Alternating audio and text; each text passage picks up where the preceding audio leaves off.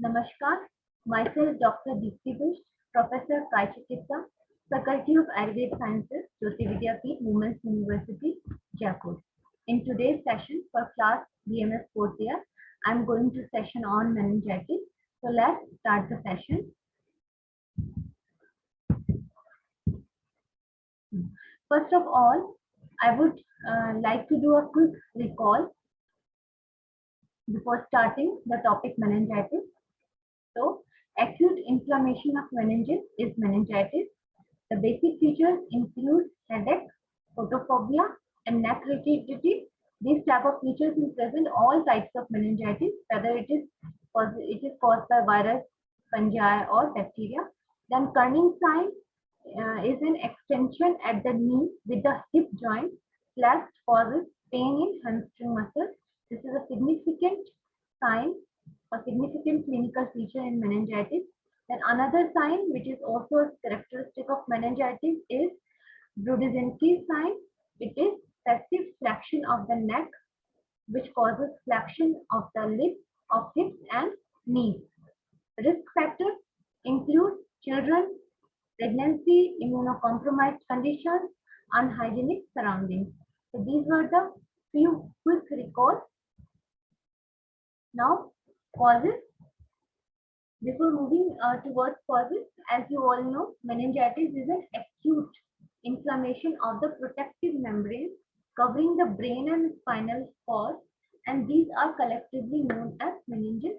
So, meningism consists of headache, photophobia, stiffness of neck, often accompanied by other signs of meningeal irritation, including the Kerning sign that I have explained and Brudzinski sign that I have also explained. So this is the characteristic features of meningitis. Now coming to the causes. Causes may be bacterial, viral, protozoal, and parasitic or fungal. First of all, bacteria. Several strains of bacteria can cause acute bacterial meningitis, and most common bacteria are Streptococcus pneumoniae, Pneumococcus meningitis. This bacterium is the most common cause of bacterial meningitis in infants, young children, and adults. Then another bacteria is Neisseria meningitidis. It causes meningococcus meningitis, and this is another leading cause of bacterial meningitis, commonly cause an upper respiratory infection, but can cause meningococcal meningitis when they enter the bloodstream. This is highly contagious infection and it affects mainly teenagers and young adults. And it may cause local epidemics in college, boarding schools, and sometimes military bases. Another bacteria is Haemophilus influenzae, which cause Haemophilus meningitis. And it was once the leading cause of bacterial meningitis in children, but new hip vaccines have greatly reduced the number of cases. So this type of meningitis is now rare. Then another bacteria is Listeria monocytogenes, which can be found in unpasteurized cheese and meat. Pregnant women, newborns, older adults, and people with weakened immune systems are more susceptible. Listeria can cross the placental barrier, and infections in late pregnancy may be fatal to the baby. So these are the bacterial causes of meningitis. Then there are viruses like enteroviruses, which are Coxsackie virus or poliovirus, then mumps, influenza, herpes simplex, Varicella zoster, Epstein-Barr virus, HIV virus, herpes simplex virus type 2, all these type of virus, if they reach the brain and infect meninges, then they can cause viral meningitis. Then some protozoa and parasites like amoeba, cysticercus, and toxoplasma also can cause meningitis. Fungi which usually cause meningitis are Candida, Histoplasma, Blastomyces, and besides this, Cryptococcus neoformans. These are some of the fungal types which can cause meningitis. Now, before moving to clinical features, again, we should discuss the risk factors. The risk factors for meningitis include, first of all, skipping the vaccination. So vaccination should never be skipped. Then age, most cases of viral meningitis occur in children who are less than 5 years of age. Similarly, bacterial meningitis is common in those under age 20 years. So children mostly suffer from viral meningitis, whereas young adults suffer from bacterial meningitis. Living in a community settings like college students living in dormitories, like children in boarding schools and child care facilities, these are at greater risk of meningococcal meningitis because the bacteria usually spread by respiratory route and spread quickly through large groups with droplet infection. Another risk factor is pregnancy. Basically, most important, listeriosis, which I have discussed earlier, an infection caused by Listeria bacteria. So it increases the risk of miscarriage, stillbirth, and premature delivery. Some compromised immune system and clinical conditions like AIDS, alcoholism, diabetes, use of immunosuppressant drugs are other factors uh, which can which can become risk factor for this meningitis because all these immunocompromised states already reduce the immunity of the patient, and the patient become very much susceptible towards these infections. Now the basic common clinical features are headache, drowsiness, fever, neck stiffness is very common, then coma, focal neurological deficit, for example, like paresis, that is weakness, or plagia, there may be paralysis. Then purpuric rashes may be there, which is usual sign of meningococcal meningitis. Investigations.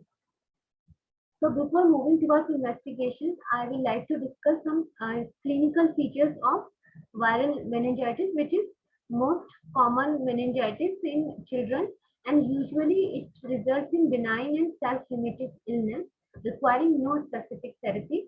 So the early symptoms may mimic influenza or flu virus symptoms, and the children uh, older than age of 2 may show the features like sudden high fever, stiff neck, severe headache, headache with nausea, vomiting, seizures, sleepiness or difficult waking, sensitivity to light, skin rashes sometimes may be there.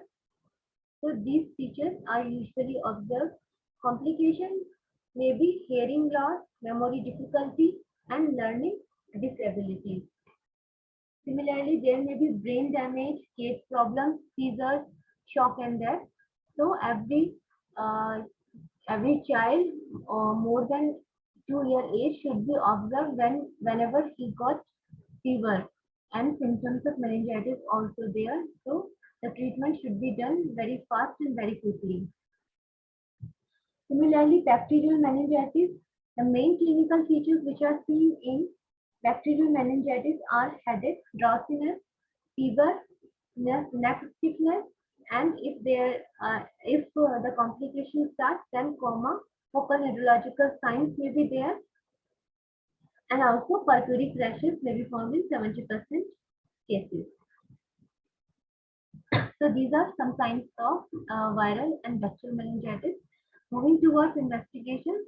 Investigations which are usually done are first of all lumbar puncture. Under this investigation, cerebrospinal fluid is examined for glucose levels, protein, RBC, WBC. Polymerase chain reaction is done for detection of bacterial or viral DNA. Serology is also done, which is done for the identification of antibodies to the viruses. So these are some specific tests which are done to diagnose a specific type of virus or bacteria which may be the cause of meningitis. And CT or MRI scan of the head is done in severe cases or complicated cases. Blood tests are also advised like complete blood count, C-reactive protein, and blood culture. Serum electrolytes are given in severe conditions. Now management. First line of management is the supportive care. For this, antiviral medication should be given quickly if virus is the cause. Antibiotics, specifically the broad spectrum antibiotics, should be prescribed if bacteria is caused, and if meningitis is tubercular in nature, then antitubercular treatment should be started, because the patient will show improvement only after getting the right appropriate treatment like antibacterial, antiviral, or antitubercular. Sedatives are given if the patient is restless. Physical therapy is given if brain is affected by post-infection. Antibiotics which are generally used are benzyl penicillin, ampicillin, cefotaxime, ceftriaxone, ceftriaxone, vancomycin, cotrimoxazole, chloramphenicol. So all these antibiotics are usually used to treat meningitis. For Neisseria meningitis, specific antibiotic used is benzyl penicillin 1.2 gram IV 4 hourly for 5 to 7 days. For Streptococcus pneumoniae, cefotaxime 2 gram IV 6 hourly or ceftriaxone 2 gram IV 12 hourly for 10 to 14 days is advised. Streptococcal pneumonia, which is resistant to B-lactam antibiotics, are given vancomycin 1 gram IV 12 hourly or rifampicin 600 mg IV 12 hourly. H. influenza is present, then cefotaxime 2 gram IV 6 hourly or ceftriaxone 2 gram IV 12 hourly is prescribed. For Listeria infection, ampicillin 2 gram IV 4 hourly plus gentamicin 5 mg per kg daily is usually advised. So these are some of the antibiotics and their usage which are given in treatment of meningitis. Besides this, corticosteroid therapy is useful in both children and adults to prevent the complications of this meningitis. Now, after meningitis, we will discuss the Ayurvedic management of meningitis. For this, स्वर्ण बसंत मालिनी बसंत रस दे सकते हैं, त्रिभुवन कीर्ति, पंचानन रस, रस सिंधु और शुद्ध चंपन। ये सारे औषधियां एक कंबाइंड डोसेज में हम दे सकते हैं। उसके अलावा व्योश आदि बटी दी जा सकती है। दशन संस्कार चूर्ण का गंधूल धारण, शोध स्थल पर दशांग लेप का प्रयोग, उसके अलावा दशमूलारिष्ट, पंचपिक्षित घृतबुद्धि और जड़ में बताए गए जितने भी पथ्य अपत्य हैं उनका पालन हम कर सकते हैं। तो मेनिंजाइटिस की मैनेजमेंट के साथ साथ उसकी आयुर्वेदिक चिकित्सा का संक्षिप्त वर्णन मैंने इस लेक्चर में कर दिया है। नेक्स्ट लेक्चर में हम किसी नए टॉपिक के साथ मिलेंगे। नमस्कार, हैव अ नाइस डे।